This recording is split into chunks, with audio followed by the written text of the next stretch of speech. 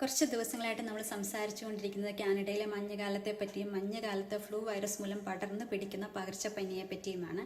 എല്ലാ വർഷവും അതാത് വർഷത്തെ ഫ്ലൂ വാക്സിൻ ഞാൻ എടുക്കുന്നുണ്ട് എന്ന് പറഞ്ഞതുകൊണ്ടാണ് ഒരുപാട് മാതാപിതാക്കൾ അവരുടെ 8 മാസമായ അല്ലെങ്കിൽ 1 വയസ്സോ 2 വയസ്സോ ഉള്ള കുട്ടികൾക്ക് ഫ്ലൂ വാക്സിൻ എടുക്കാൻ പാടുണ്ടോ എന്ന് ചോദിക്കുന്നുണ്ട്.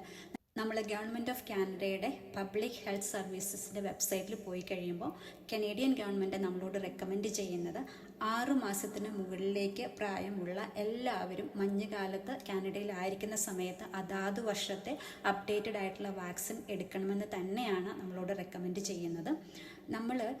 നമ്മളെ തന്നെ സമൂഹത്തെയും പ്രൊട്ടക്റ്റ് ചെയ്യുന്ന അല്ലെങ്കിൽ അതിൽ ഭാഗമാകുന്ന ഒരു പാർട്ട് കൂടിയാണ് ഫ്ലൂ വാക്സിൻ എടുക്കുന്നത് വഴി നമ്മൾ ചെയ്യുന്നത്.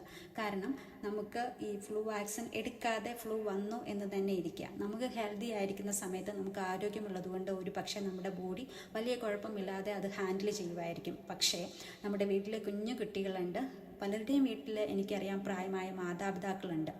ഈ ഫ്ലൂ വൈറസ് ഓരോ തവണ മ്യൂട്ടേഷൻ കഴിയുമ്പോഴും അവർ കൂടുതൽ വിർലൻ്റായി വീര്യം കൂടിയതായി മാറും. അപ്പോൾ ഈ കൊച്ചുകുട്ടികളും പ്രായമായ മാതാപിതാക്കളുടെ ശരീരമൊന്നും നമ്മൾ ഹാൻഡിൽ ചെയ്ത പോലെ ഈ ഫ്ലൂ വൈറസിനെ ഹാൻഡിൽ ചെയ്തു എന്ന് വരില്ല.